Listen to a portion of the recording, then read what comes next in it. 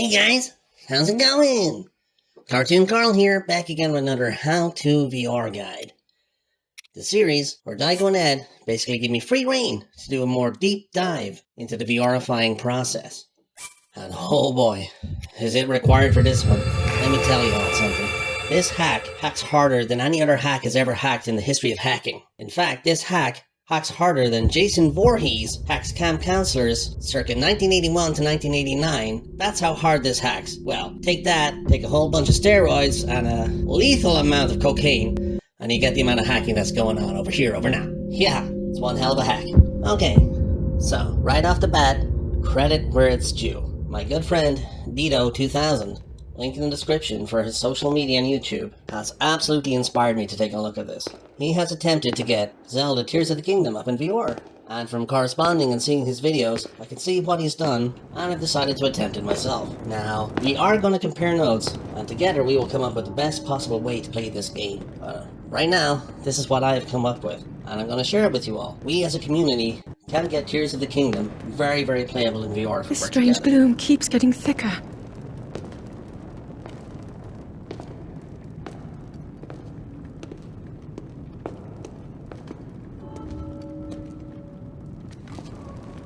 We've been descending for a while now. These tunnels are deeper than I thought. What could be down here?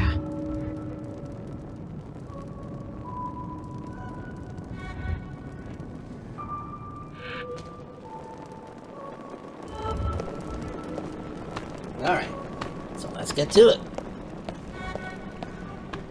The Legend of Zelda Tears of the Kingdom is a direct sequel to The Legend of Zelda Breath of the Wild.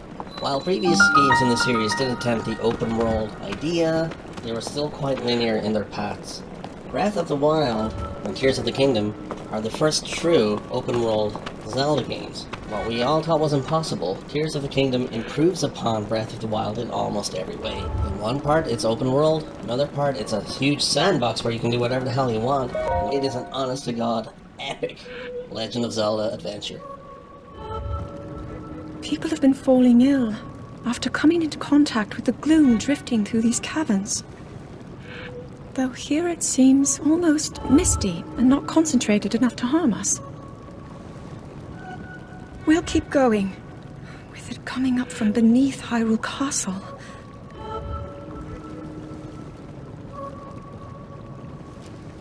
We do not know what waits below, so we need to be ready for anything. But I know I'll be okay with you, Link. Let's go solve this mystery. And now, thanks to mods and hacks, we can get this into first-person VR. So, get ready to step into Link's boots. Here we go.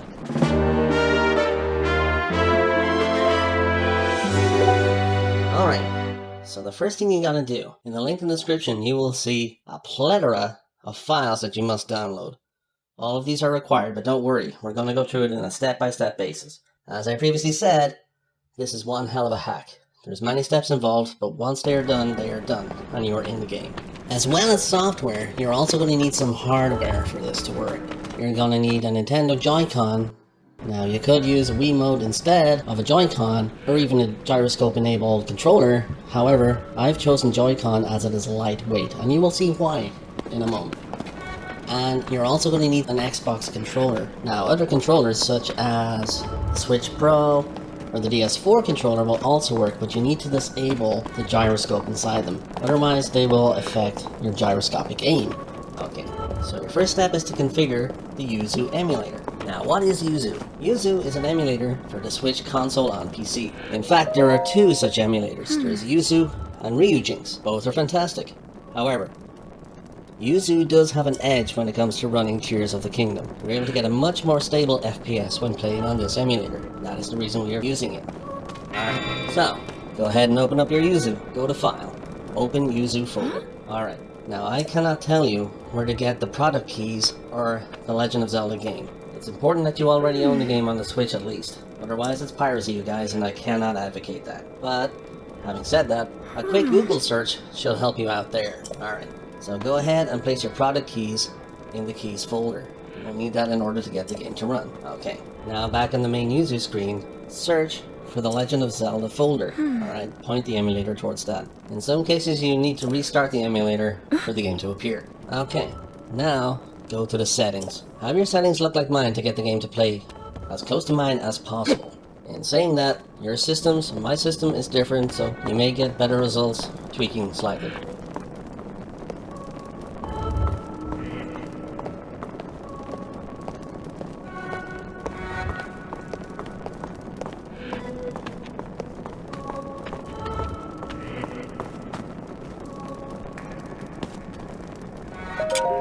If you come into this advanced setting, you will see two settings that say experimental. These two settings will speed up your emulation significantly. However, there will be a ton of crashes as a result. So, yeah. I'll leave that completely up to you. I play with them on and I have experienced crashes, so yeah.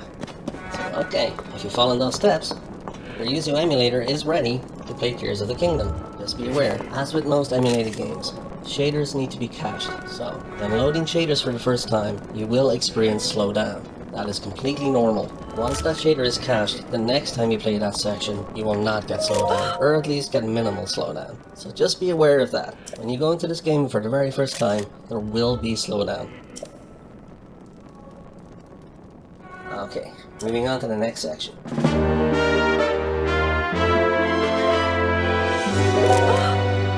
Alright, so in order to get this playing very well and in first person, you will need mods. Both will have links in the description.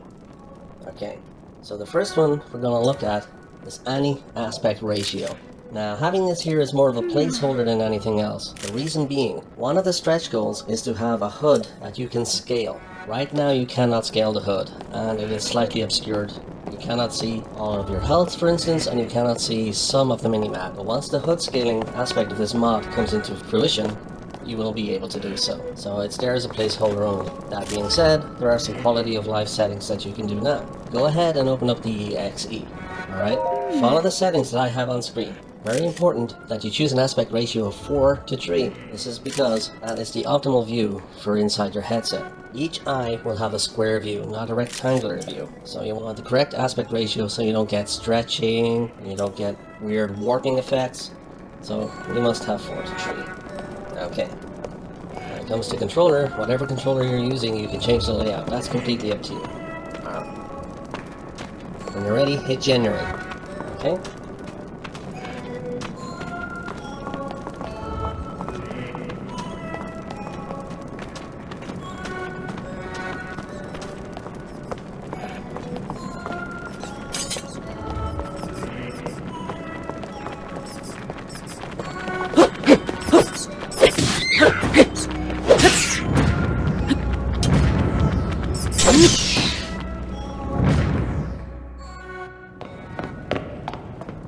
You're not hurt, are you, Link?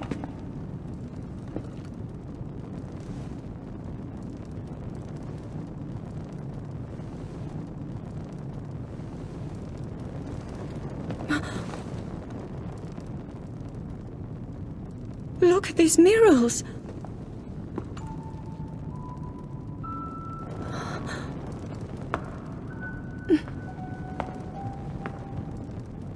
The written histories of the royal family include stories of a great war fought long ago.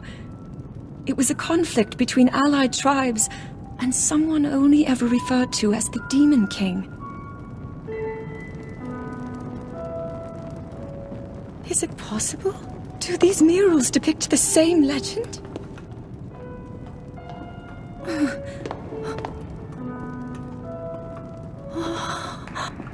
This is similar to the statues we saw earlier, as I. And these figures look like Hylians. This depiction certainly suggests that the Zonai descended from the heavens.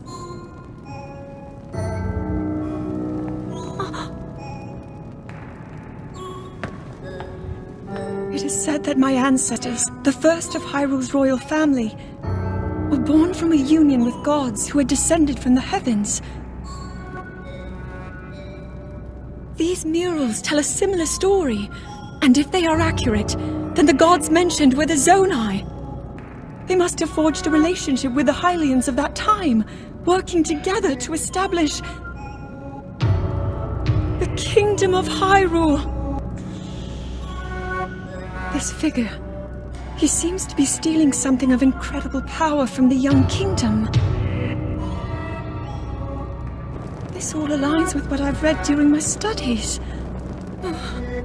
And then this, it shows the Demon King. And a fierce battle against him.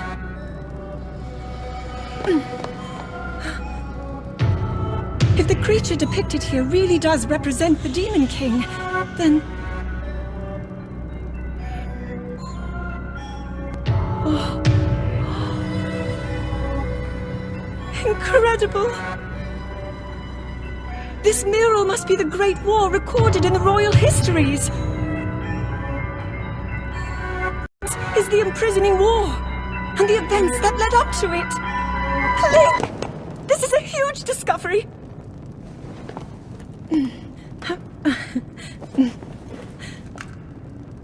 All right then, now to use this invention of Pura's. I'm glad I didn't leave it behind. It's so easy to record. You point it and click. Oh,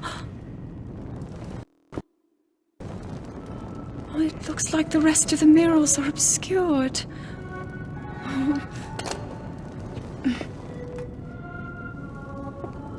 Just what is this place? Maybe we'll find more answers farther ahead. Link, let's keep moving deeper.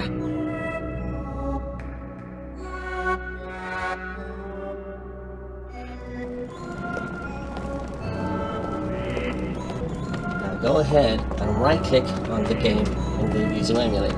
Go down to Mod folder. Open that up. Now when you open it up, you should have the AAA folder, because you've just generated it. You won't have anything else. But you will notice that I have the first person mod in there. Okay, this is a much simpler installation process. Go to your link in the description and download it.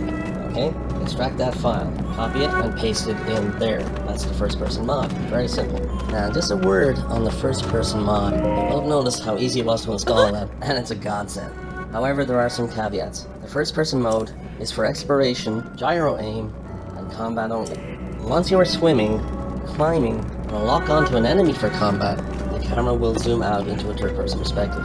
Now, that's not a big deal for many people, including myself, but for Daigo, he hates it. He prefers everything to be in first person, so just to let you know. Now, will the mod be updated in the future? Who knows? It would be nice to have the option to play it entirely in first person, but for right now, it's still very, very serviceable. You can still play almost in its entirety in first person, so there's that. Okay, now you have the mods configured. Moving on to the next section.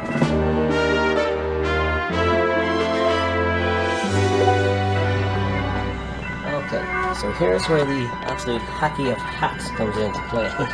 In order to get controllers to work on gyroscope aiming, you're using a combination of 2 controllers and 2 pieces of software.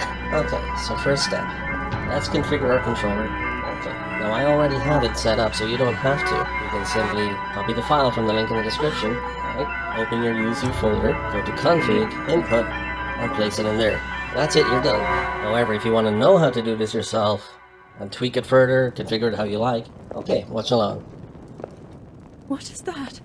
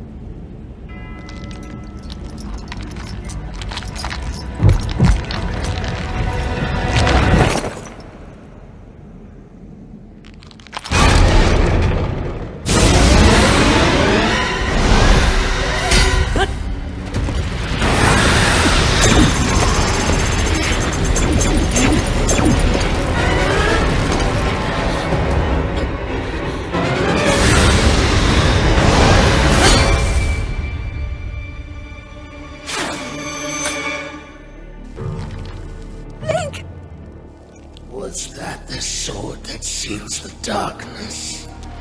The blade that shatters so easily against my power cannot save you from me. Zelda. You who carries that fragile sword. A Link. Raru placed his faith in you. And that was all you could do. How do you know our names?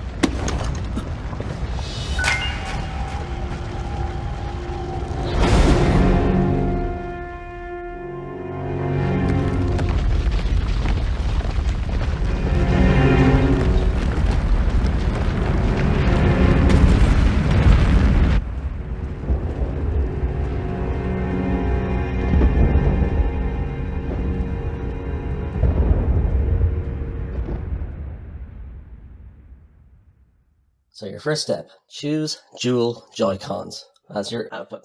Okay? For input, choose keyboard and mouse. Let that generate. This is important. Okay. Now change your input source to any. Now I am using an Xbox controller, but you can use any controller, such as DualSense or even a Switch Pro controller. They will all work.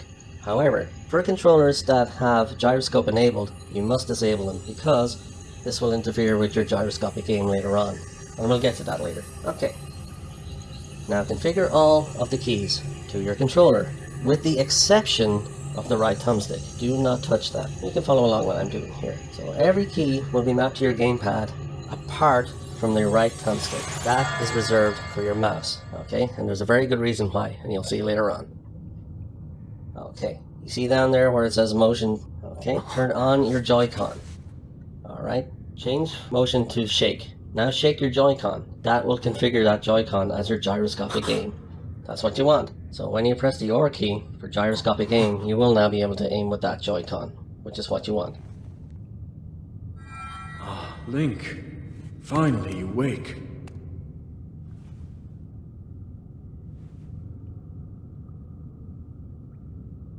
I've heard a great deal about you from Zelda.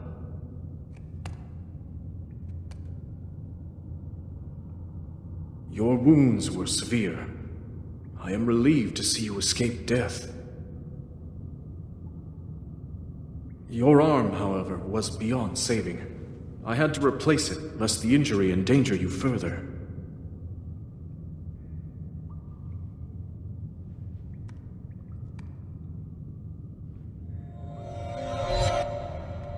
Alright, the next and very important step, go to Advanced. Scroll down to the option where it says Mouse Panning. Click it. You're going to want that enabled. Alright, that's your controller setup. Part 1. Part 2 is the gyroscopic aim. Okay, so in the link in the description you're going to find a file called Joyshock Mapper. Go ahead and open that up. Okay, you will also find our own file. Simply take that file, copy it, and paste it into the configuration files. Okay, open up that same file with Notepad. Alright, copy the text, go back to your Joyshock Mapper window, right click, and that will paste it in there. That is your configuration file. What this essentially allows us to do is aim with the right Joy-Con and also with the right thumbstick of your Xbox 360 pad. So now you remember in the emulator settings, we didn't touch the right joystick at all. We left that as mouse control. Well, now you know why. Okay. that is your controller setup. Now, again, going back to the hacky-tacky method we're using here. Okay, you're going to take your Joy-Con, you're going to attach it to your headset somehow. Like, I have chosen Joy-Con simply because it's lightweight. You could use an Android phone, you could use a Wiimote, a Joyshock 4, anything with a gyroscope that can be seen and registered with Yuzu, you could use. But the smallest, most lightweight device that I could find was the Joy-Con. So for that reason and that reason alone, that's why it's being used. Alright. So taking some blue tack, I am attaching it to my headset. I'm using blue tack because it's non-abrasive, it can easily be removed, it doesn't damage anything. Okay? And the Joy-Con controller is so lightweight I don't even feel it on my head. That's it. Moving on to the next section. So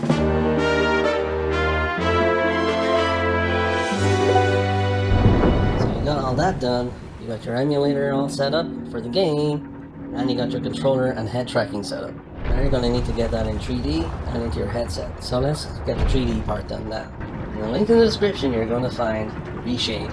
Go ahead and open that. Point that to your Yuzu emulator. Install it. When it comes to the part on what modules you want to install, choose Super Depth 3D. Okay? Now, within the Super Depth 3D folder, you want to click Super Depth 3D VR and Barrel Distortion. You want both of those enabled. Alright. Go ahead and finish the installation. Okay, now we've already pre-configured files, so you don't have to do any tweaking, but if you want to, you can. As I say, everybody's different. But these are the settings that work for us. So, go to that folder, open it, copy the contents, and paste that into your Yuzu emulator folder. Okay, now, when you boot up Yuzu, you should see the game running side-by-side 3D with barrel distortion ready for your headset. Okay. So now, you have the emulator setup. You've got your controller and head tracking setup, and you've got it in 3D. But now you need to get it into your headset. Okay. So, with that in mind, we're going to move on to virtual desktop in the next section.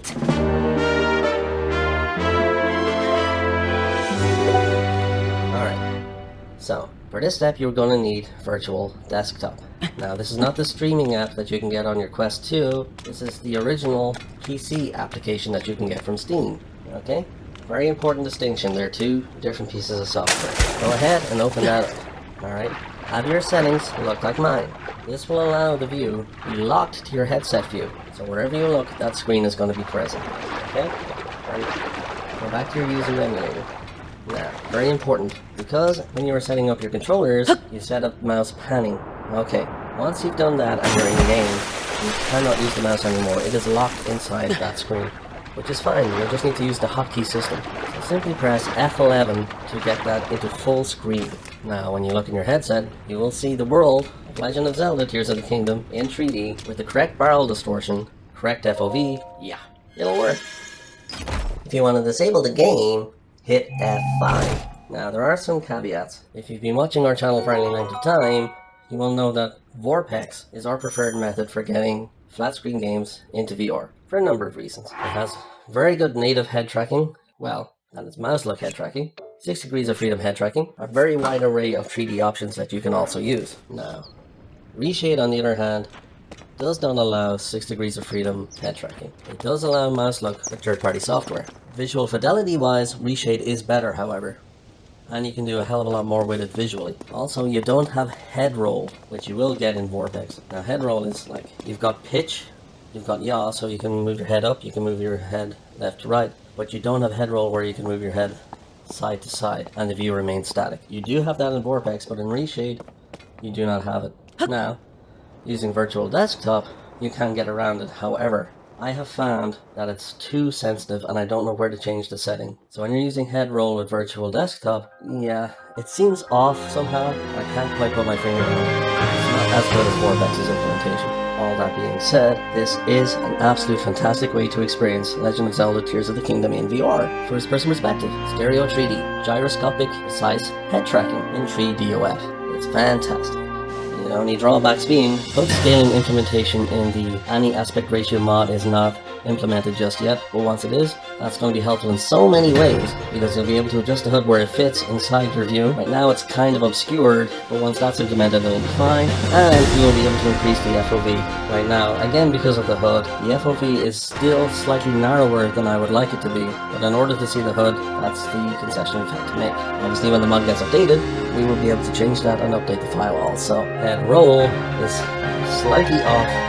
The virtual desktop's own implementation. I don't know what to do about that, so I just limit my head movements in that way. So yeah, if you follow all that guide to the letter, you will be able to experience Legend of Zelda Tears of the Kingdom as I've been able to experience it. As myself and Dedo 2000 refine this further, I will update the files in this video. I will also leave sticky notes to let you know if there are any changes, and if necessary, we will make a follow-up video guide. And as of right now, it is very, very playable. It's fantastic. There is an honest-to-God 6 Degrees of Freedom VR mod in development for Breath of the Wild. It's been in development for some time. Who knows, maybe that team will turn their attention to Tears of the Kingdom and get that up and running in proper VR with motion controls and 6 Degrees of Freedom and all of that. That would be an absolute dream. But for right now, this is absolutely serviceable. This is a fantastic experience. Yeah, get playing, you guys. Get playing. Alright. So we're gonna leave it there. Usually Daigo would make some comments about liking and subscribing and commenting and I don't know, this whole YouTube thing and Patreons and all that, so I don't know. Do whatever he would ask you to do, I guess. Or don't. Free country and all that. Alright, see y'all in game.